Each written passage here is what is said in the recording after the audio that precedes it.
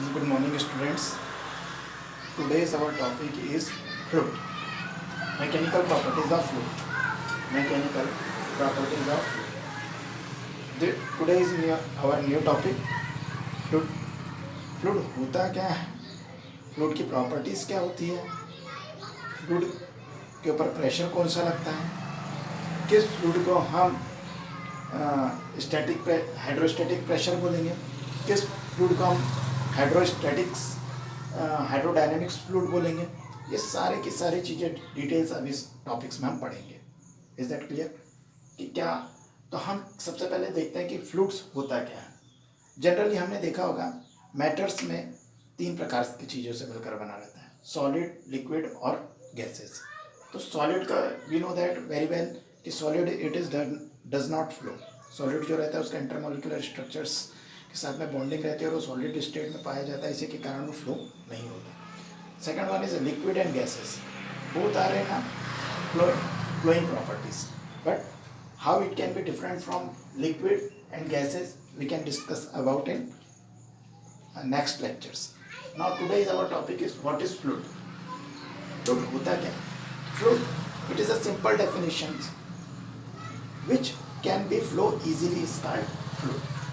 अब fluid जो कि बहुत easy वे में बहता है उसी को हम क्या कहेंगे? fluid। यानी जो क्या simply अगर लैंग्वेज में बोले तो fluid which is easy to flow, तो हम उसी को क्या कहेंगे? fluid। अब fluid के अंदर विस्कोसिटी क्या होती है, कौन से लिक्विड के अंदर कौन सी प्रॉपर्टीज़ पाई जाती है, जैसे जैसे लेक्चर्स आगे बढ़ेंगे तो आपको और क्लियर होता चला जाएगा कि फ्लूइड्स के अंदर कौन सी प्रॉपर्टीज़ पाई जाती है। तो आज अपन सिर्फ इतना सा समझेंगे अभी कि फ्लूइड होता क्या है। फ्लूइड यानी मतलब which is easy to flow is called is ना फ्लूइड। अब हाइड्रोस्टैटिक्स क्या होता है? हाइड्रोस्टैटिक्स क्या होता है? हाइड्रोस्टैटिक्स एक्चुअली हमको ये जानना इसलिए ज़रूरी है कि हाइड्रोस्टैटिक क्या होता है, हाइड्रोडायनेमिक्स क्या होता है। हाइड्रोस्टैटिक्स मतलब क्या होता है, क्योंकि फ्लूइड्स में दो प्रकार के फ्लूइड्स को हम फ्लूइड जैसे अगर आप पढ़ेंगे बुक में तो आपको फ्लूइड्स 1 पढ़ने में आएगा, फिर एक आएगा फ्लूइड्स 2। तो फ्लूइड्स 1 में क्या हाइड्रोस्टैटिक्स है और फ्लूइड्स 2 में क्या हाइड्रोडायनेमिक्स है। अब सर आप पूछेंगे कि हाइड्रोस्टैटिक क्या होता है, हाइड्रोडायनेमिक्स क्या होता है, तो अभी अपन देखते हैं कि हाइड्रोस्टैटिक क्या होता है कि when the liquid which is in a rest in position is called hydrostatics. यानी जो लिक्विड रेस्ट की पोजीशन में होते हैं उसी को हम क्या कहेंगे? हाइड्रोस्टैटिक कहेंगे। क्या कहेंगे? हाइड्रोस्टैटिक कहेंगे। क्लियर? फिर से रिपीट कर रहा हूँ, हाइड्रोस्टैटिक मतलब क्या हुआ कि जो लिक्विड जो इजी वे जो लिक्विड बिल्कुल रेस्ट पोजीशन में रहते हैं उसी को हम क्या कहेंगे? हाइड्रोस्टैटिक कहेंगे। और जिस लिक्विड के ऊपर फोर्स लगता है, जिसके ऊपर फोर्स लगता है उसी को क्या कहेंगे? हाइड्रोडायनेमिक्स। इसलिए अभी आपकी बुक में आपको अभी नई बुक आप देखेंगे तो उसमें फ्लूइड 1 करके आया। फ्लूइड 1 में क्या हुआ, जिसमें पूरी की पूरा जो रेस्ट इन पोजीशन में रहेगा लिक्विड, यानी उसके ऊपर किसी भी तरीके से कोई फोर्स नहीं लगेगा, तो इसके बारे में हम किस में पढ़ेंगे? हाइड्रोस्टैटिक यानी फ्लूइड 1। और हाइड्रोडायनेमिक्स में जिसके ऊपर कोई प्रेशर लग रहा है या कोई फोर्स लग रहा है तो हम क्या बोलेंगे उसको? प्रेशर, या कोई फोर्स लग रहा है तो हम क्या बोलेंगे उसको? हाइड्रोडायनेमिक्स। Is that clear? या कोई मोशन में रहेगा, या अपन क्या बोल सकते हैं इसको इजी वे में? कोई मोशन में रहेगा, ठीक है। लिक्विड कोई मोशन में रहेगा तो अपन इसको क्या बोल सकते हैं? हाइड्रोडायनेमिक्स। ये आप फ्लूइड 2 में पढ़ेंगे। क्लियर? हाइड्रोस्टैटिक क्या होता है, हाइड्रोडायनेमिक्स क्या होता है। अब हाइड्रोस्टैटिक प्रेशर में क्या होता है, जब कोई लिक्विड बिल्कुल रेस्ट अवस्था में रहता है, बिल्कुल शांत में, तो उसके ऊपर कई प्रकार के फोर्सेस रहते हैं। अभी अपन पढ़ेंगे कि पास्कल लॉ क्या होता है उसके ऊपर, फिर पास्कल लॉ के ऊपर अपन फिर उससे रिलेटेड न्यूमेरिकल्स देखेंगे तो आपको इजी वे में समझ में आ जाएगा कि हाइड्रोस्टैटिक क्या होता है और हाइड्रोडायनेमिक्स क्या होता है, ठीक है।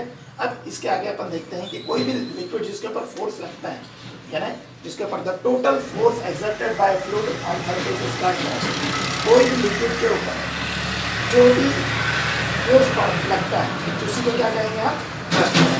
Total force exerted by fluid, total force exerted by A fluid on the surface. जैसे समझ लीजिए एक सरफेस है जिसके ऊपर अगर ये फोर्स लग रहा है तो हम इसको क्या कहेंगे? थ्रस्ट कहेंगे। क्या कहेंगे? थ्रस्ट कहेंगे। क्या कहेंगे? थ्रस्ट। तो इसके आगे हमको इसकी जरूरत क्यों पड़ेगी? इसलिए पड़ेगी क्योंकि अगर हम प्रेशर की अगर डेफिनेशन देखेंगे तो आगे चल के हमको ये पढ़ना पड़ेगा, प्रेशर इज इक्वल टू क्या होता है? थ्रस्ट अपॉन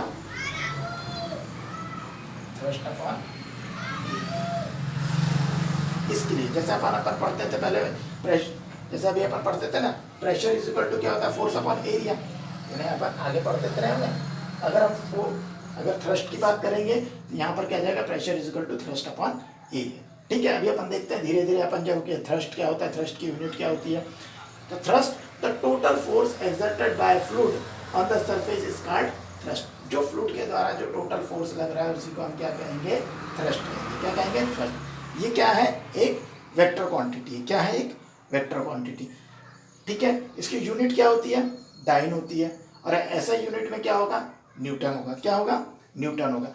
तो आज हम आपको सिर्फ इतना चीज़ें आपको समझ में आनी चाहिए कि फ्लूइड होता क्या है, हाइड्रोस्टैटिक क्या होता है, हाइड्रोडायनेमिक्स क्या होता है, थ्रस्ट क्या होता है, थ्रस्ट की यूनिट क्या होती है, और थ्रस्ट के ऊपर जो अपन आगे पढ़ेंगे कि प्रेशर इज इक्वल टू क्या होता है, थ्रस्ट अपॉन एरिया।